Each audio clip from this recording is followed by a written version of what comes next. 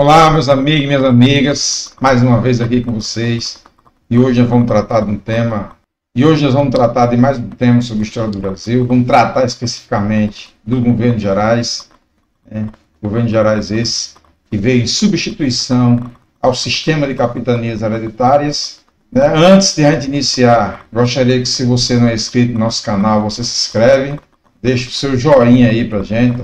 Se você também puder, você compartilha com seus amigos para que a gente possa fazer o nosso canal crescer. Nós temos uma meta para que o nosso canal possa crescer esse ano até 3.000 inscritos. E para isso eu conto com você. Vamos à vinheta. Hoje nós vamos falar do sistema de governo geral instalado no Brasil logo após as chamadas capitanias hereditárias. A gente já conversou no vídeo anterior. Se você quiser assistir esse vídeo, você pode procurar aqui no nosso canal. A gente já conversou sobre essas capitanias hereditárias e houve problemas, sobretudo os problemas econômicos, que fizeram com que essas capitanias elas entrassem em declínio. Nós tivemos das 14 capitanias, apenas 2 deram certo, a São Vicente e a de Pernambuco, mas esse sistema ele ruiu e o governo terminou, e o rei de Portugal acabou estabelecendo o sistema de governos gerais, o sistema de governo geral, e aí nós tivemos, em função do desempenho satisfatório do sistema de capitanias hereditárias, Dom João III, rei de Portugal, resolveu criar o sistema de governo geral no Brasil.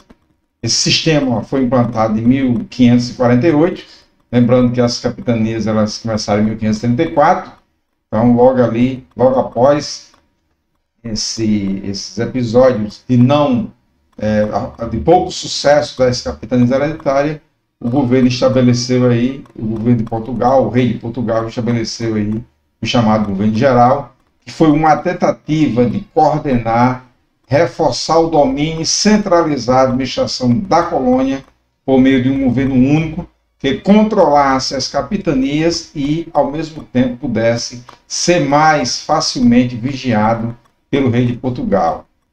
Portugal querendo aí ser,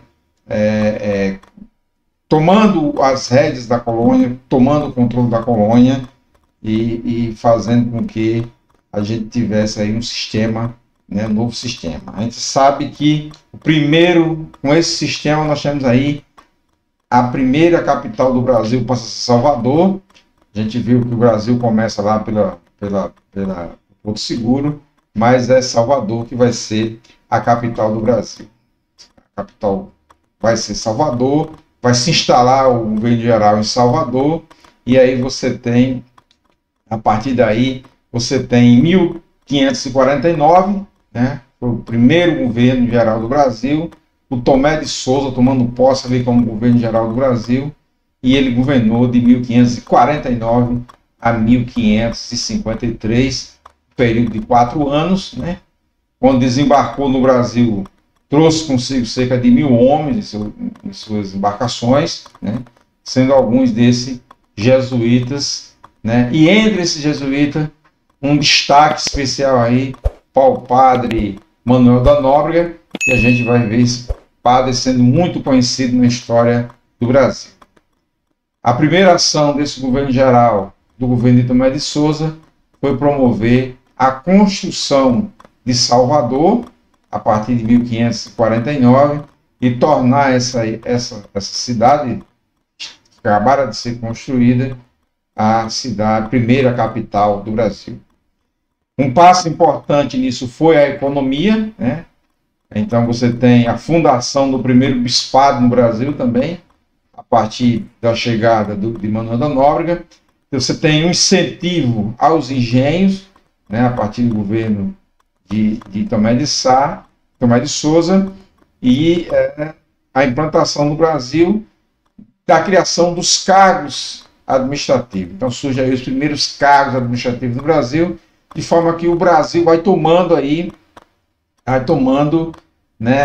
jeito de país, jeito de nação, que vai ser no futuro. Nesse momento, ainda colônia de Portugal, ainda sob o completo domínio de Portugal, mas já começava a lei dos primeiros passos. Então, um dos cargos importantes é o ouvidor-mor. O ouvidor-mor vai ser aquele conjunto de pessoas que vai ser o encarregado da justiça. Você tinha o ouvidor-mor e você tinha os seus assessores.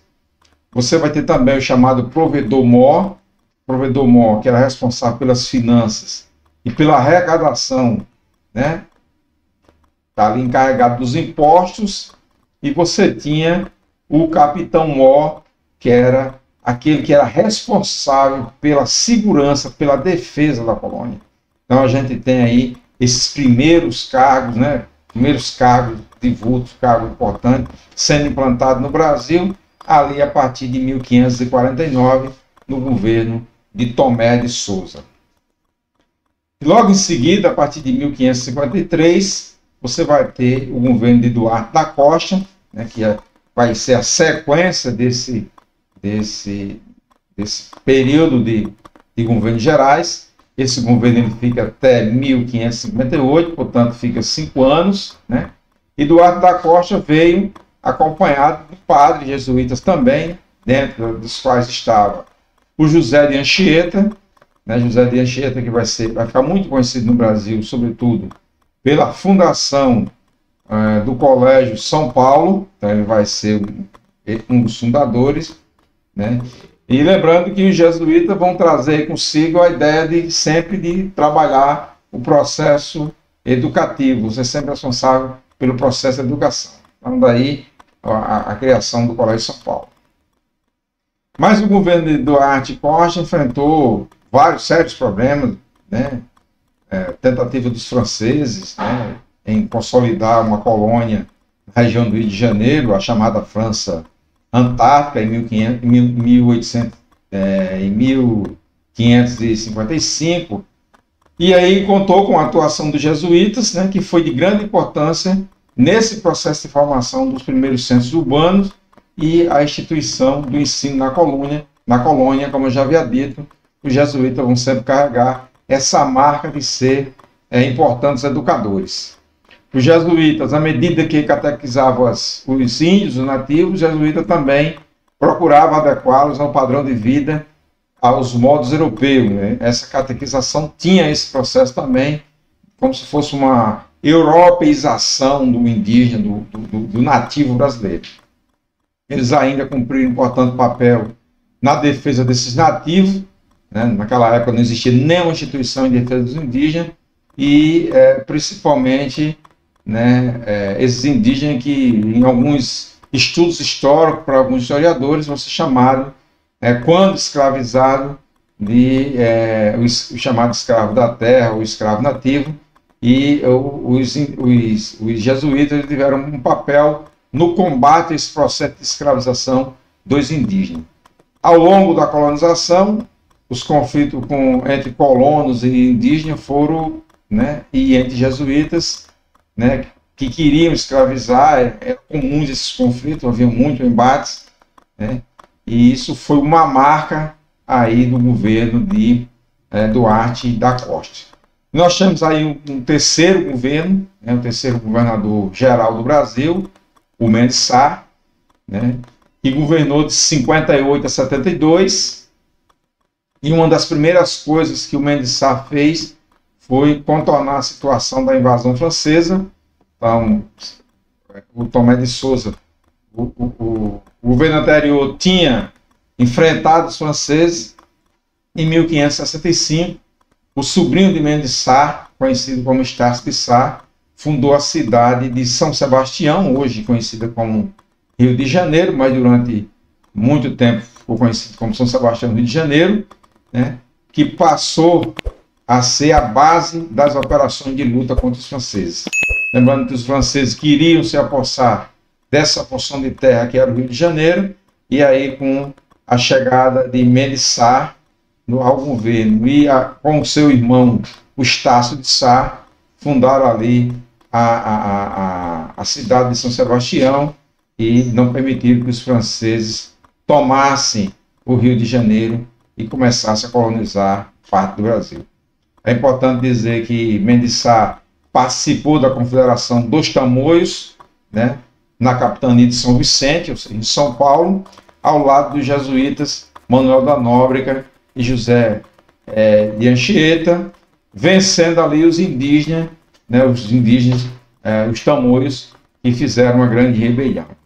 E ele estimulou o tráfico. Uma das coisas que a gente questiona até hoje é o estímulo do tráfico de negros africanos, mas é importante que se diga que o olhar de hoje não é o olhar do ontem, não é o olhar do tempo de Mensah, para dizer que incentivar o tráfico de negros africanos no século XVI era você fazer empreendimento, era você ser empreendedor. Ao passo que hoje nós fazemos uma séria crítica a isso, mas naquele momento da história era importante para a formação da colônia e para a economia daquele período, que era uma economia baseada na monocultura da cana-de-açúcar, sobretudo, e baseada no trabalho escravo. Então isso era importante. E uma outra coisa, que ele lutou contra a escravidão dos povos indígenas. Então essa é a nossa fala de hoje sobre a formação dos governos gerais e um pouco aí do papel desses governos gerais aqui no Brasil em meados do século XVI. Bom, se você gostou do nosso vídeo, né, vamos pedir a você que deixe aqui o seu joinha, né, que você compartilhe com seus amigos. Lembrando aí que a gente está naquele projeto de crescimento e a gente precisa da sua ajuda para crescer, para a gente chegar a 3.000 inscritos. Lembrando que este canal não é monetizado, então a gente não tem a intenção de monetizá-lo, temos só apenas a intenção de chegar a mais pessoas assistindo nosso canal. E se você tem alguma dúvida e quer deixar algum comentário, aqui embaixo você tem espaço para fazer seus comentários e tirar suas dúvidas. Até o próximo vídeo, se o grande arquiteto do universo assim nos permitir.